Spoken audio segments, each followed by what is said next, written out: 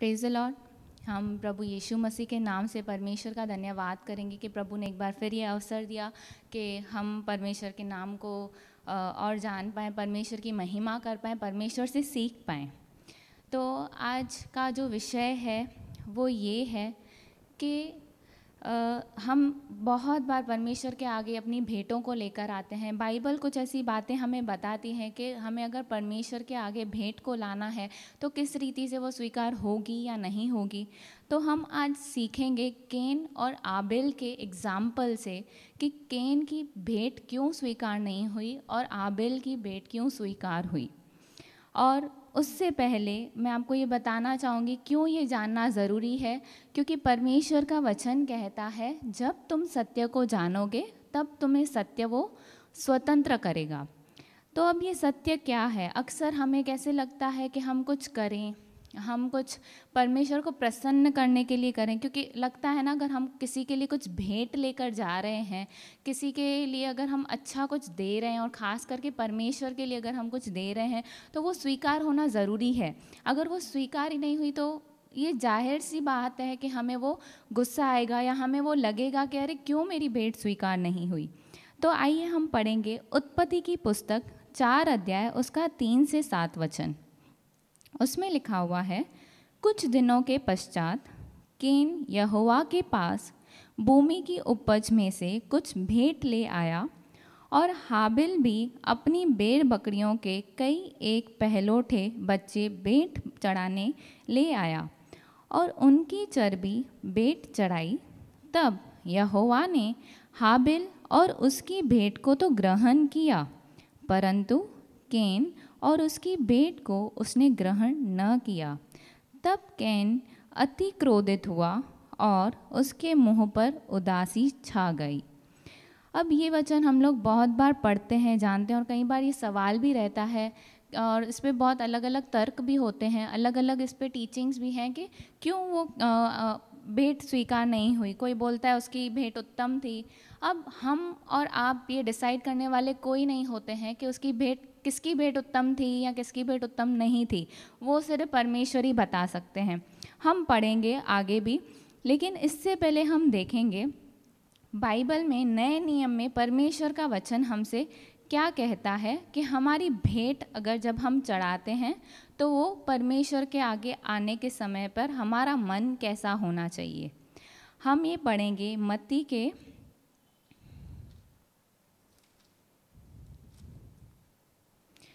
के 5, 6, 7 अध्याय में जब हम ये पढ़ते हैं तो वहाँ पे ये लिखा हुआ है 5 अध्याय के 21 वचन में, तुम सुन चुके हो कि पूर्व काल के लोगों से कहा गया था कि हत्या न करना, और जो कोई हत्या करेगा वह कचहरी में दंड के योग्य होगा। परंतु मैं तुमसे यह कहता हूँ कि जो कोई अपने भाई पर क्रोध करेगा वह कचहरी में दंड के योग्य होगा, और जो कोई अपने भाई को निकम्मा कहेगा वह महासभा में दंड के योग्य होगा, और जो कोई कहे अरे मूर्ख, वह नरक की आग के दंड के योग्य होगा। इसलिए क्या कहता है? इसलिए हम 5 के 23 वचन में देखते हैं प्रभु एक बहुत ही उत्तम बात हमें बता रहे हैं, एक सत्य बात बता रहे हैं कि हमें जानना चाहिए। इसलिए यदि तू अपनी भेंट वेदी पर लाए और वहाँ तू स्मरण करे कि तेरे भाई के मन में तेरे लिए कुछ विरोध है, तो अपनी भेंट वहीं वेदी के सामने छोड़ दे और जाकर पहले अपने भाई से मेल मिलाप कर और तब आकर अपनी भेंट चढ़ा। जब तक तू अपने मुद्दई के साथ मार्ग ही में है, उससे झटपट मेल मिलाप कर ले, कहीं ऐसा न हो कि मुद्दई तुझे हाकिम को सौंपे और हाकिम तुझे सिपाही को सौंप दे और तू बंदी गृह में डाल दिया जाए। बहुत ही सिंपल और आसान रीति से हम देखेंगे परमेश्वर, जैसे वचन में लिखा हुआ है परमेश्वर कल, आज और कल युगानुयुग एक सा परमेश्वर है। तो हम देखेंगे परमेश्वर ने पुराने नियम में भी और नए नियम में भी इन बातों में भी कोई अंतर नहीं रखा। परमेश्वर सेम है, उसके वादे सेम है, उसकी आज्ञाएं सेम है। तो हम इस नए नियम के इस वचन को जो हम जानते हैं, इस पर हम मनन करेंगे, जो कहता है कि अगर हमारे मन में अगर किसी के लिए कुछ है या उससे भी बढ़कर किसी और के मन में हमारे लिए कुछ है, तो हम अक्सर अपना क्लियर कर देते हैं, प्रभु मां माफ़ करे छॾियो, ठीक है मां विसरी वियस, मैंने प्रभु मैं छोड़ देती हूँ, मैं माफ़ कर देती हूँ, प्रभु आप मुझे माफ़ कीजिए। हम प्रार्थना में परमेश्वर से माफ़ी मांग लेते हैं और आगे हम फिर छोड़ देते हैं प्रभु के ऊपर, और सामने वाले के साथ हम अपने उस चैप्टर को क्लियर नहीं करते हैं कई बार। लेकिन कई बार हम लोगों को पता होता है, हमारे एक्शन से, हमारी बातों से कुछ और लोगों को हम ठेस पहुंचाते हैं, हम दुखित करते हैं, लेकिन हम उस चीज़ों को थोड़ा इग्नोर कर देते हैं कि प्रभु मुझे माफ़ करे छॾिजे। हम लोग अपने लिए माफ़ी तो मांग लेते हैं, लेकिन सामने वाले के मन में हमारे लिए कहीं ना कहीं वो जो ठेस, वो चोट का जो जख्म है वो रह जाता है, जो हम जानबूझकर, अनजाने में कई बार होता है, ठीक है प्रभु समझते हैं, लेकिन जानबूझकर जब हम वो करते हैं, वो हमारे भेंट के स्वीकार होने के रुकने का कारण हो जाता है। हम लोगों को लगता है हमने बहुत अच्छी आराधना दी, हमने परमेश्वर के लिए बहुत कुछ किया, हम वचन पर चल रहे हैं, पालन कर रहे हैं, आशीष आ रही है, लेकिन परमेश्वर का वचन यहाँ पे साफ साफ कहता है कि यदि तेरे भाई के मन में तेरे विरोध में कुछ है, तो पहले वो क्लियर कर, फिर वो भेंट आके चढ़ा, नहीं तो वो तेरी भेंट स्वीकार ही नहीं होगी। क्लियर वर्ड्स हैं, मैं नहीं कह रही हूँ, ये बाइबल कह रही है, परमेश्वर का सत्य वचन कह रहा है। क्यों ऐसा?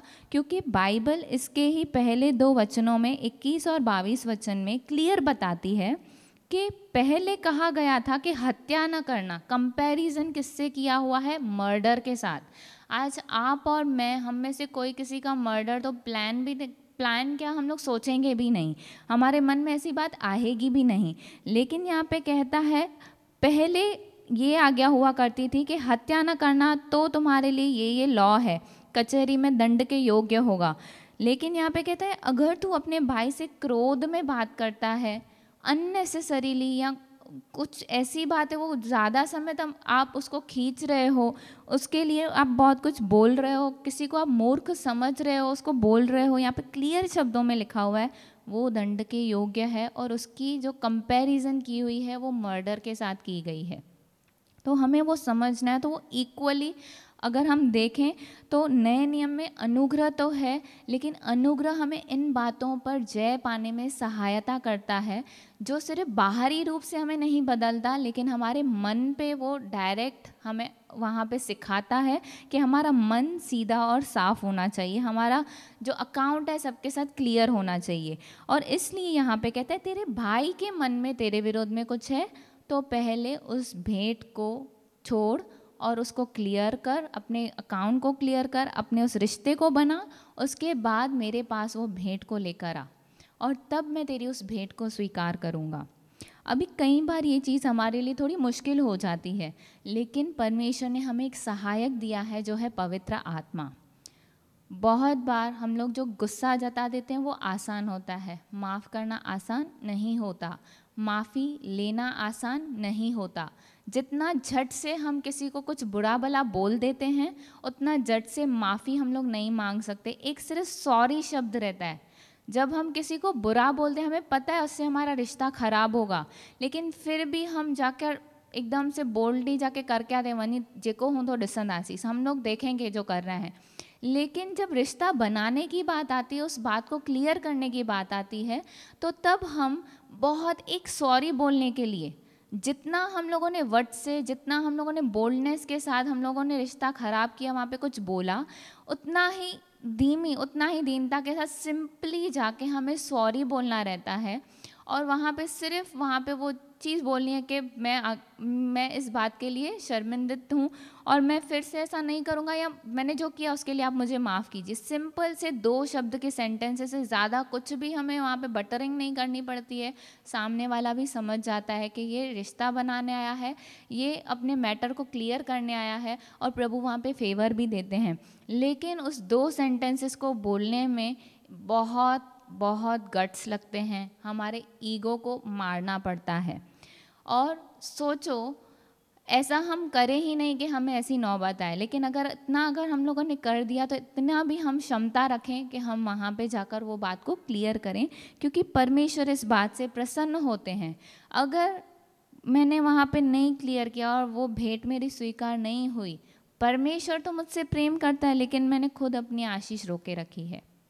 ये हमें समझना बहुत ज़रूरी है। परमेश्वर का वचन बहुत ही सरल है। परमेश्वर ने पहले ही हमारे लिए सब कुछ क्लियर कर दिया है।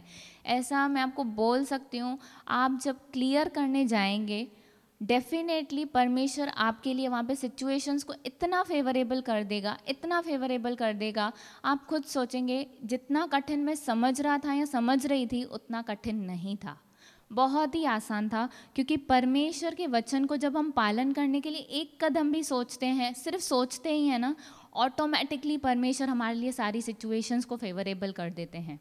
क्योंकि परमेश्वर चाहता है हम उस शांति में रहें, परमेश्वर चाहता है हम उसकी ज्योति को लोगों तक लेकर जाएं। क्योंकि सब जन ऐसा नहीं करते, सबके लिए आसान नहीं होता है।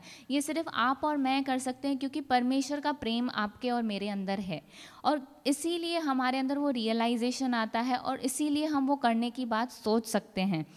और जब हम उस सोच को हम बढ़ावा देते हैं कि हाँ मुझे वचन का पालन करना है, वो क्लियरेंस करना है, और परमेश्वर से अनुग्रह मांगकर जब हम ऐसा करते हैं तो प्रभु बाकायदा विश्वास योग्य है और हमारे लिए करता है।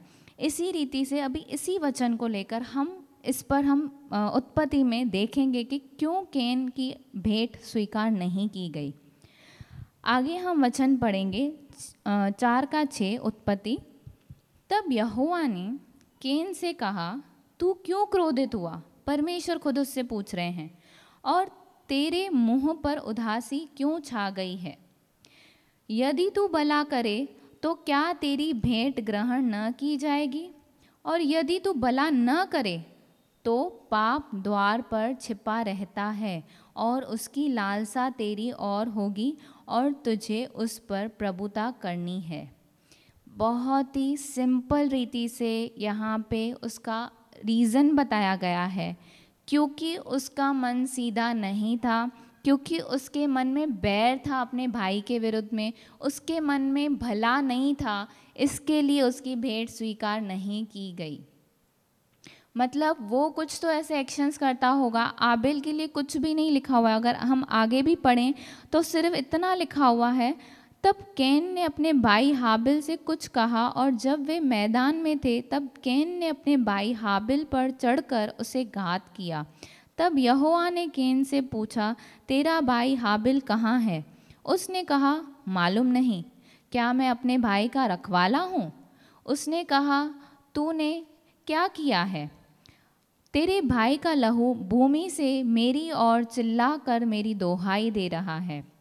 अभी आबेल, अगर हम इनके कैरेक्टर्स को देखें, जैसे हम लोगों को आसानी से देख लेते हैं, परख लेते हैं या जान लेते हैं उनके स्वभाव से, तो इनका यहाँ पे जो कैरेक्टर जो यहाँ पे मेंशन किया गया है, या उनका स्वभाव जो मेंशन किया गया है, हम देख सकते हैं कि कैन थोड़ा बोल्ड था, ताकतवर होगा, या वो चढ़ाई करने वाला होगा, और आबेल एकदम से दीन सिंपल और ऐसा होगा, और दोहाई दे रहे। जब हम सीधे मन के रहते हैं और कोई हमारे साथ बुरा करता है तो हमें बहुत लगता है, मन में हमें लगता है कि अरे यार क्यों ऐसा हुआ।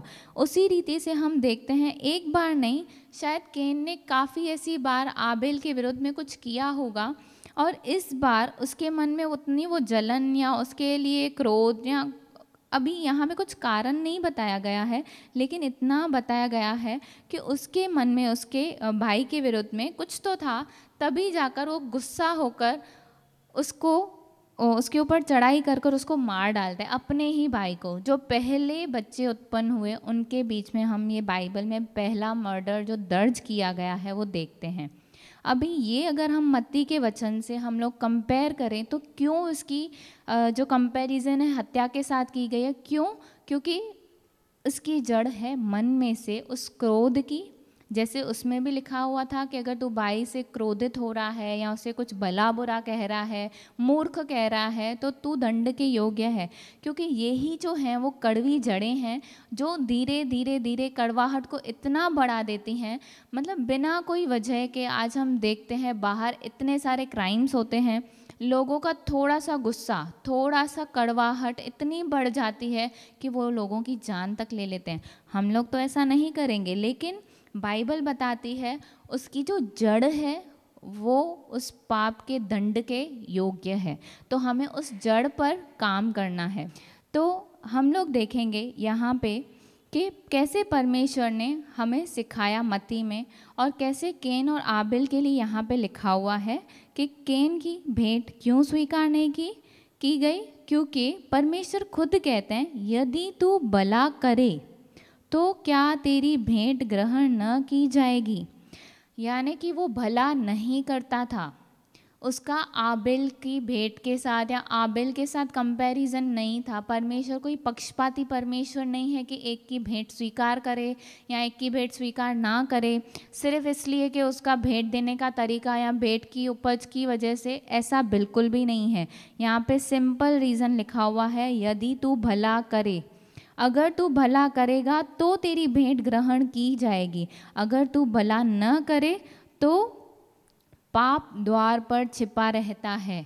प्रभु जानता है किसके मन में बैर है, और पाप भी, वो दुष्ट भी, शैतान भी जानता है इसके मन में जो भी कड़वाहट है, तो वो ताड़ता है, वो रुका रहता है, वो देखता है कि उसे मौका मिले कि उससे वो कुछ ऐसी बड़ी बात कराए कि वो एकदम गिल्ट में आ जाए, वो परमेश्वर के उस क्षमा को, परमेश्वर के उस प्रेम को, वो अनुभव का उस अनुभव का वो मज़ा नहीं ले पाए, परमेश्वर के उस प्रेम में वो आनंद नहीं मना पाए। तो इसीलिए लिखा हुआ है, तो पाप द्वार पर छिपा रहता है और उसकी लालसा तेरी और होगी। वो ढूंढता है कि कैसे मैं, जैसे लिखा हुआ है ना, शैतान गरजने वाले सिंह के समान खड़ा है कि किसे फाड़ खाए। वैसी उसी रीति से लिखा हुआ है, उसकी लालसा तेरी और होगी। लेकिन प्रभु से कहता है तुझे उस पर प्रभुता करनी है। प्रभु से पहले ही वार्निंग दे रहा है, अपने मन पे जय पा, अपने उस स्वभाव पे, उस बुरे स्वभाव पर जय पा। क्यों? क्योंकि अगर तू ऐसा नहीं करेगा तो वो जो पाप है वो तेरे ऊपर प्रभुता कर लेगा, तेरे लिए वो उस मार्ग को ढूंढेगा ताकि तेरे को नष्ट करे।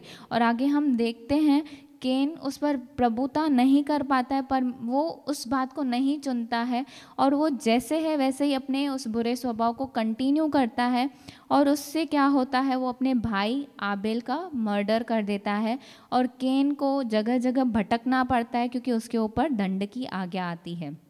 अभी हम देखेंगे इस रीति से हम लोग कई ऐसी बातें रहती हैं जो मन से रिलेटेड है, और उस मन पर परमेश्वर हमें काम करने के लिए प्रेरित करते हैं। सिंपल रीति पे अगर हम देखें, सारे चेले जो भी प्रभु यीशु मसीह के चेले थे, चाहे पुराने नियम के प्रभु के सारे दास हम देखें, भविष्यवक्ता देखें, जो भी बुलाए गए उन सबको देखें, या नए नियम में भी जितने भी जनों को प्रभु ने चुना, हर एक के अंदर कुछ न कुछ खामी थी, हर एक का स्वभाव कुछ न कुछ रीति से बिगड़ा हुआ था। कोई भी परफेक्ट नहीं था, कोई भी परफेक्ट नहीं था। मैं फिर से कह रही हूँ, कोई भी परफेक्ट नहीं था। और प्रभु का वचन कहता है वैद्य की ज़रूरत उससे है जो भला चंगा नहीं है। इसीलिए प्रभु यीशु मसीह हम सब के लिए है, क्योंकि हमारे पास उद्धार नहीं है। आत्मिक रीति से हम भले चंगे नहीं हैं, आत्मिक तौर पे हम बिल्कुल भी करेक्ट नहीं हैं स्वर्ग जाने के लिए। इसीलिए प्रभु यीशु मसीह आपके और मेरे लिए आए, वो प्रायश्चित किया। लेकिन प्रभु चाहता है आज जब तुम परमेश्वर के उस फैमिली के हिस्सा हो गए हो, परमेश्वर के पुत्र और पुत्रियां हो गए हो, तो उसके जैसा स्वभाव तुम्हारा होना चाहिए। और उसके लिए हमें क्या करना है, बाहरी रूप से सिर्फ नहीं लेकिन मन पर काम करना है। क्योंकि प्रभु का वचन कहता है, हमें बताता है कि अगर हम चेलों के एग्जाम्पल्स को भी देखें, हर एक में कुछ ना कुछ कमी घटी थी। पतरस का अगर देखें, भले ही वो कोर चेलों में से था, लेकिन उसके अंदर उतावली थी, गुस्सा था। और उसके बाद हम लोग देखें यूहन्ना और याकूब, ये जो थे उनके मन में लालच थी कि हम में से कौन बड़ा। उनकी माता प्रभु यीशु से पूछने आती है कि मेरे बेटों को एक को दाहिनी ओर बिठाना, एक को बाईनी ओर बिठाना। वो चाहते थे कि हम श्रेष्ठ बने, उसकी सिफारिश करने आई वो अपने बच्चों की। उसी रीति से हर एक चेलो, थोमा के लिए हम देखते हैं उसकी विश्वास में कमी थी, वो जल्दी से विश्वास नहीं करता था और प्रभु की बातों पर भी वो डाउट करता था, क्वेश्चंस पूछता था। उसके बाद हम अलग अलग चेलों का अगर हम देखें, हर एक की अपनी लिमिटेशंस थी, हर एक की अपनी अपनी कमियां थी, फिर भी प्रभु ने उन्हें चुना। उसी रीति से यहूदा स्क्रोतियों को हम देखें तो लिखा हुआ है यूहन्ना के 12 अध्याय का हम लोग अगर देखेंगे 6 वचन से, वहाँ पे यहूदा स्क्रोतियों के बारे में कुछ लिखा हुआ है। उसने यह बात इसलिए नहीं कही कि उसे कंगालों की चिंता थी, परंतु इसलिए कि वह चोर था और उसके पास उनकी थैली रहती थी और उनमें जो कुछ डाला जाता था वह निकाल लेता था। अभी ये क्या बात है यहाँ पर? अगर हम 12 का पहले वचन से अगर हम पढ़ेंगे यूहन्ना का, तो वहाँ पे एक किस्सा होता है। वहाँ पे एक स्त्री आती है, वो अपने इत्र की बोतल, सुगंधित द्रव की जो बोतल है, वो वहाँ पे तोड़कर उस इत्र से प्रभु यीशु मसीह के पाँव को मलती है और अपने बालों से उनको पोंछती है। यहाँ पे वो जो इत्र है वो उसको तोड़ती है। वो इत्र बहुत ही कीमती, बहुत ही उस टाइम पे प्रेशियस हुआ करता था, बहुत ही महंगा रहता था और बहुत थोड़ा थोड़ा लोग जमा कर उसे एक अपनी जमा पूंजी की तरह, जैसे आज हम सोना की, जिसे हम लोग सोने की वैल्यू हम लोग करते हैं कि जिसके पास थोड़ा भी सोना वो कीमती है, इतना कुछ वैल्यू, इतना कुछ थोड़ा जमा कर लोग लेकर रखते हैं कि हमारे कुछ ऐसे टाइम्स आए तो हमारे लिए वो काम आएगा। उसी रीति से उस समय पर इत्र इतना बहुमूल्य हुआ करता था। और यहाँ पे हम देखते हैं इतना 300 दिनार की वैल्यू का वो इत्र था, बहुत ही कीमती इत्र था। उसने वहाँ पे तोड़कर प्रभु यीशु मसीह के पाँव पर मला। तो वहाँ पे ये जो यहूदा स्क्रियोतियों है वो कहता है यह इत्र 300 दिनार में बेचकर कंगालों को क्यों न दिया गया। उसको ऐसे लग रहा है कि अगर वो वहाँ पे भेंट के समान वहाँ पे वो इत्र देती या इत्र की जितनी वैल्यू है उसको बेच कर देती, तो उसके मन में ऐसा था वो थैली में आता और वो वहाँ से निकाल लेता। क्योंकि बाइबल बताती उसने यह बात इसलिए नहीं कही कि उसे कंगालों की चिंता थी, परंतु इसलिए कि वह चोर था और उसके पास उनकी थैली रहती थी और उनमें जो कुछ डाला जाता था वह निकाल लेता था। सोचिए, प्रभु यीशु मसीह के साथ रहने वाला चेला, प्रभु यीशु मसीह के साथ रहने वाला जो चेला है, जो प्रभु के साथ उस आश्चर्य कर्मों को देखता भी है और वो कामों को करता भी है, प्रभु उसके द्वारा भी काम कर रहा है, लेकिन उसके मन में भी एक चोर था। वो प्रभु के ही ऑफरिंग्स में से निकालता था। और देखते हैं यहाँ पे उसके मन में जो ये था, आगे अगर हम पढ़ें प्रेरितों 1 अध्याय के 18 और 19 वचन में लिखा हुआ है कि कैसे उसने जब यीशु मसीह को पकड़वाया, हम सब जानते हैं इस बात को। और प्रेरितों 1 का 18 और 19 वचन में लिखा हुआ है, उसका अंत ऐसा हुआ, वो अपने गिल्ट में इतना आ गया, प्रभु यीशु मसीह को उसने 30 चांदी के सिक्कों में बेच दिया। और जब उसको रियलाइजेशन हुआ वो वापस करने गया, लेकिन लोगों ने उसको हकाल दिया और उस बात का गिल्ट उसके अंदर इतना आ गया और इस पाप के ऊपर उसने प्रभुता नहीं की थी। उसको अपना सब कुछ याद आ गया कि कैसे कैसे मैंने प्रभु यीशु मसीह के विरुद्ध में बहुत बुरा विचार रखा, या मेरे अंदर जो क्रोध था, या मेरे अंदर जो चोरी की आदत थी, मैंने कैसे कैसे प्रभु के विरुद्ध में काम किया है। वो सारी बातें शायद उसके अंदर इतना घर कर गई कि वो अपने ही नाश का कारण हो गया, उसने सुसाइड कर दिया। और ये बात का जिक्र प्रेरितों के पहले अध्याय में किया हुआ है। और सोचो, उसी रीति से जो पतरस था, प्रभु का दूसरा चेला है पतरस, उसके लिए भी अगर हम यूहन्ना 13 अध्याय के 36 वचन से अगर हम देखें, शिमोन पतरस ने उससे कहा, हे प्रभु, तू कहाँ जाता है? यीशु ने उत्तर दिया, जहाँ मैं जाता हूँ वहाँ तू अभी मेरे पीछे आ नहीं सकता, परंतु इसके बाद मेरे पीछे आएगा। पतरस ने उससे कहा, हे प्रभु, अभी मैं तेरे पीछे क्यों नहीं आ सकता? मैं तो तेरे लिए अपना प्राण भी दे दूंगा। यीशु ने उत्तर दिया, तू मेरे लिए अपना प्राण देगा? मैं तुझसे सच सच कहता हूँ कि मुर्ग बांग न देगा जब तक तू 3 बार मेरा इनकार न कर लेगा। प्रभु यीशु मसीह को पतरस के लिए पता था कि वो कैसे करने वाला है, कैसे वो भी यहाँ पे प्रभु यीशु मसीह को छोड़ देगा, उसका इनकार करेगा। लेकिन पतरस ये बात नहीं जानता था। उसको लगता था, अरे मैं प्रभु के निकट रहने वाला चेला हूँ, परमेश्वर के साथ रहने वाला चेला हूँ, प्रभु के लिए मैं तो कुछ भी कर दूंगा। उसको अपने उस बोल्डनेस पर, अपने उस पर उसकी ताकत पर उसको घमंड था। लेकिन प्रभु यीशु मसीह उससे कहते हैं कि तू मेरा 3 बार इनकार भी करेगा। और यहाँ पे हम देखते हैं प्रभु यीशु मसीह पहले ही उसे बताते हैं, और जब वो 3 बार इनकार कर चुका, आगे हम देखते हैं, हम जानते भी हैं इस बात को, तो वहाँ पे पतरस रोया। उसको रियलाइजेशन हुआ, वो बात याद आई।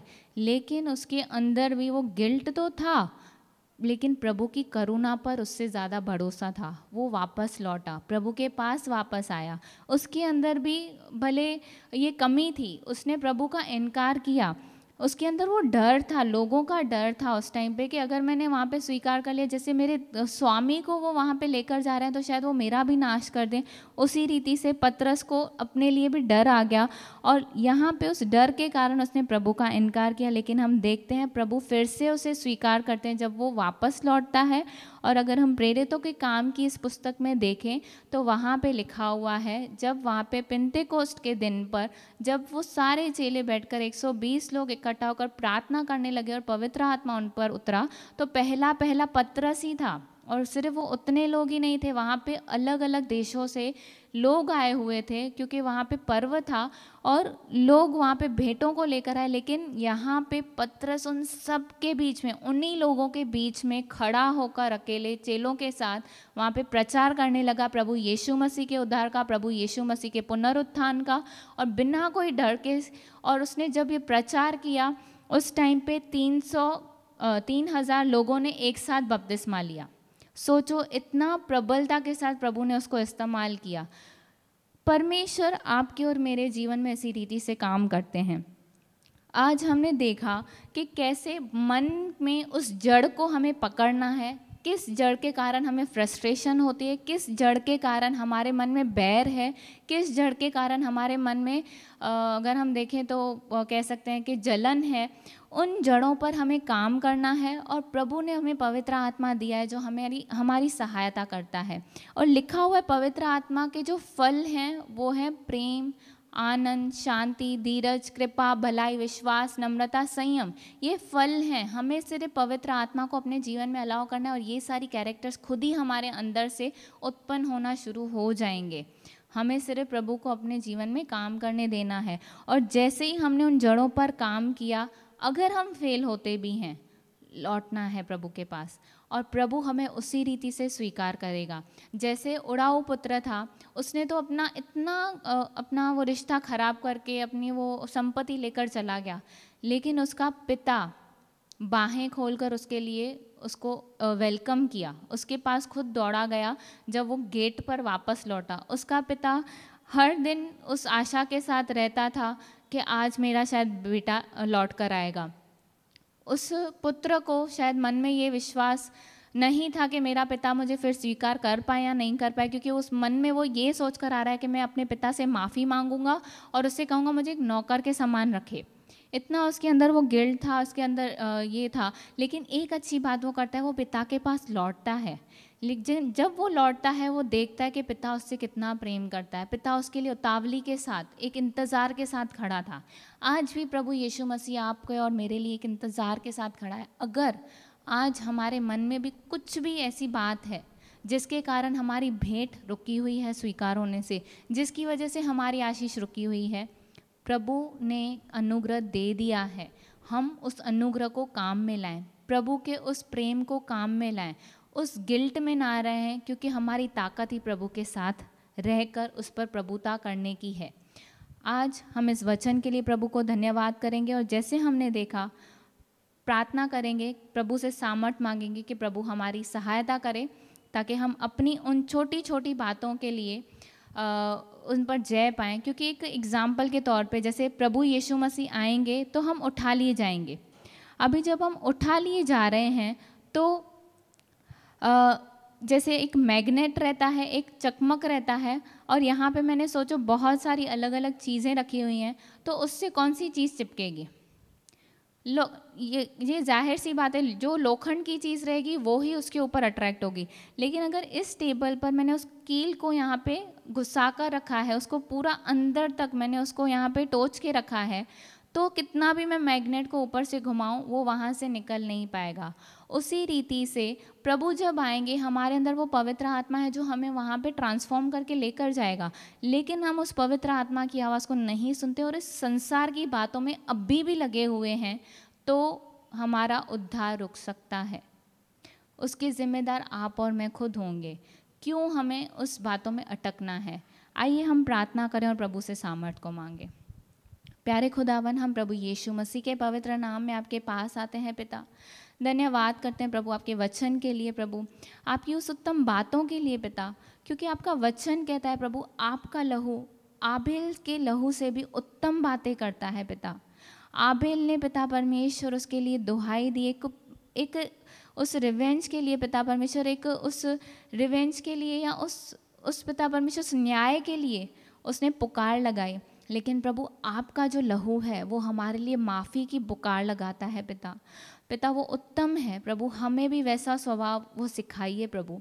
प्रभु हमारे अंदर से पिता परमेश्वर जो भी छोटी छोटी जड़ें हैं, कोई क्रोध की बातें हैं पिता, जो जलन की बातें हैं पिता, कुछ भी ऐसी बातें हैं पिता परमेश्वर जो हमारे उस भेंटों को रोके हुए, हमारी आशीषों को रोके हुए, हमारे उद्धार के उस कार्य को रोके हुए हैं, प्रभु हम प्रार्थना करते हैं हमें सामर्थ्य दे पिता, ताकि हम उस पर जय पाएँ और प्रभु आपके उस आनंद में पिता परमेश्वर आनंदित होकर प्रभु आपके साथ उस जीवन को पिता परमेश्वर आगे बढ़ें। प्रभु आप हमसे प्रेम करते हैं, उसके लिए हम धन्यवाद करते हैं। और प्रभु आपने जो पवित्र आत्मा हमें दी है उसके लिए धन्यवाद करते हैं पिता, और आप हमें सिखाते हो उसके लिए धन्यवाद करते हैं पिता। आज पिता परमेश्वर हम उन जड़ों को हम काटते हैं प्रभु यीशु मसीह के पवित्र नाम से, और ये विश्वास ये ग्रहण करते हैं हम उन सारी बातों से आज़ाद हो चुके, हम उन पर जैवन से भी बढ़कर हैं, क्योंकि प्रभु आपका लहू हमारे लिए वो दुहाई देता है। जैसे आपने हमें माफ़ किया हम उन लोगों को माफ़ करते हैं पिता, जैसे आपने पिता परमेश्वर हमारे लिए हर एक बात को सह लिया प्रभु, वैसे ही हम प्रार्थना करते हैं प्रभु वो अनुग्रह हम पर भी दीजिए, ताकि हम उन बातों को सह लें, हमें फ़र्क भी ना पड़े, क्योंकि आप हमसे प्रेम करते हो, आप हमारी गवाही देते हो पिता। धन्यवाद करते हैं पिता कि आपके लिए हम खास हैं, आपके लिए हम बहुत ही बहुमूल्य हैं पिता, कि आपने अपने पुत्र को हमारे लिए दे दिया। प्रभु हम आपके लिए इतना तो कर ही सकते हैं पिता, और ये भी पिता परमेश्वर हमारे ही भलाई के लिए। प्रभु कितने अद्भुत परमेश्वर हो आप, जो हमसे प्रेम करते हो पिता। धन्यवाद करते हैं आपने हमारी प्रार्थना को सुना। ये विनती प्रार्थना प्रभु यीशु मसीह के पवित्र नाम से मांगते हैं, आमीन आमीन।